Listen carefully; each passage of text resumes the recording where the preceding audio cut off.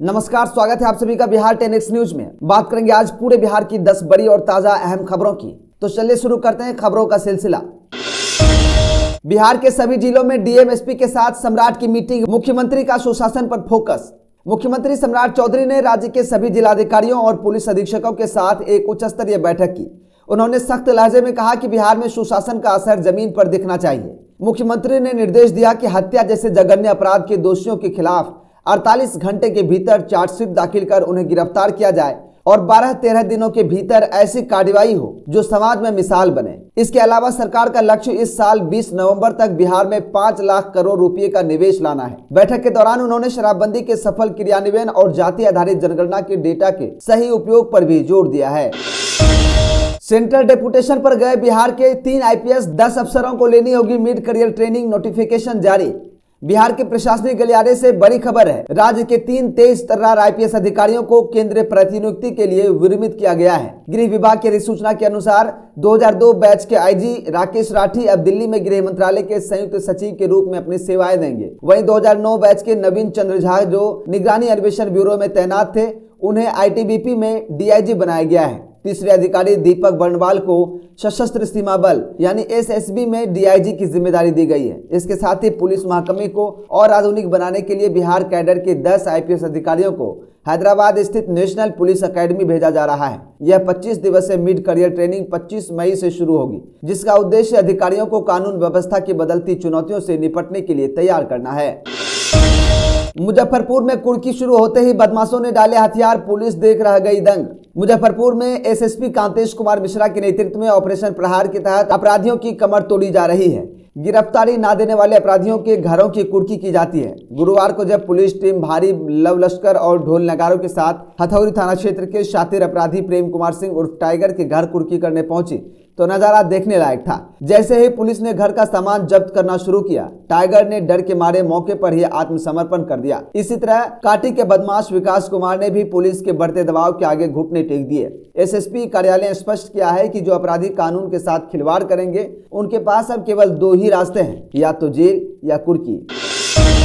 गोली का जवाब गोली। बिहार में 4 माह में 12 एनकाउंटर, 4 अपराधी ढेर, पुलिस का सख्त एक्शन। बिहार में अब अपराधियों के लिए कोई सुरक्षित ठिकाना नहीं बचा है। पिछले 120 दिनों के भीतर बिहार पुलिस और एसटीएफ ने आक्रामक रुख अपनाते हुए 12 बड़े एनकाउंटर किए हैं। इन मुठभेड़ों में 4 कुख्यात अपराधी ढेर किए जा चुके हैं, जिससे अपराध जगत में हड़कंप मचा हुआ है। विशेष रूप से वैशाली में 2 लाख के इनामी प्रिंस और मोतिहारी में कुंदन ठाकुर व प्रियांशु जैसे अपराधियों का खात्मा पुलिस की बड़ी उपलब्धि मानी जा रही है। हाल के दिनों में भागलपुर और सिवान में भी आमने सामने की फायरिंग हुई है। पुलिस मुख्यालय का संदेश बिल्कुल साफ है, अगर अपराधी पुलिस पर गोली चलाएंगे तो उन्हें उसी भाषा में जवाब दिया जाएगा। इस कड़े रुख का उद्देश्य आम जनता के मन से डर निकालना और अपराधियों में कानून का खौफ पैदा करना है। बीपीएससी का साई एडुकेयर पर बड़ा एक्शन, आयोग ने भविष्य की सभी परीक्षाओं से किया बाहर। बिहार लोक सेवा आयोग बीपीएससी अपनी परीक्षाओं की पवित्रता और पारदर्शिता को लेकर बेहद गंभीर है। आयोग ने एक बड़ा फैसला लेते हुए एईडीओ परीक्षा से जुड़ी वेंडर एजेंसी साई एडुकेयर को पूरी तरह ब्लैक लिस्ट कर दिया है। सचिव सत्य प्रकाश शर्मा ने जानकारी दी कि एजेंसी का चयन टेंडर के माध्यम से हुआ था, लेकिन विवादों के सामने आने के बाद आयोग ने तुरंत संज्ञान लिया। अब यह कंपनी भविष्य में बीपीएससी की किसी भी परीक्षा प्रक्रिया में शामिल नहीं हो सकेगी। आयोग ने स्पष्ट कर दिया है कि युवाओं के भविष्य के साथ खिलवाड़ करने वाली किसी भी एजेंसी को बख्शा नहीं जाएगा और परीक्षार्थियों में जीरो टॉलरेंस की नीति जारी रहेगी। बेंगलुरु 155 रनों पर सिमटी, गुजरात को जीत के लिए 156 रनों की दरकार। आईपीएल 2026 का रोमांच चरम पर है। अहमदाबाद के नरेंद्र मोदी स्टेडियम में गुजरात टाइटंस और आरसीबी के बीच चल रहे मुकाबले में गुजरात के गेंदबाजों का बोलबाला रहा। टॉस हारकर पहले बल्लेबाजी करने उतरी बेंगलुरु की टीम निर्धारित ओवरों में केवल 155 रन ही बना सकी। आरसीबी के स्टार बल्लेबाज गुजरात की सीधी हुई गेंदबाजी के सामने संघर्ष करते दिखे।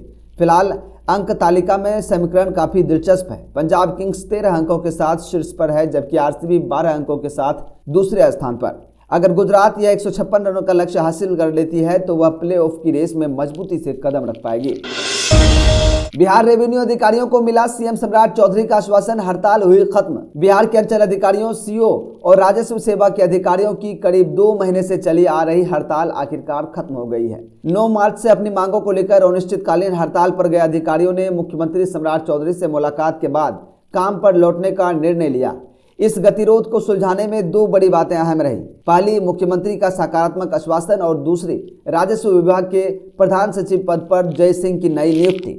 हड़ताल खत्म होने से राज्य में जमीन की रजिस्ट्री, दाखिल खारिज और अन्य राजस्व कार्यों में आ रही बाधाएं दूर होंगी और आम जनता को बड़ी राहत मिलेगी।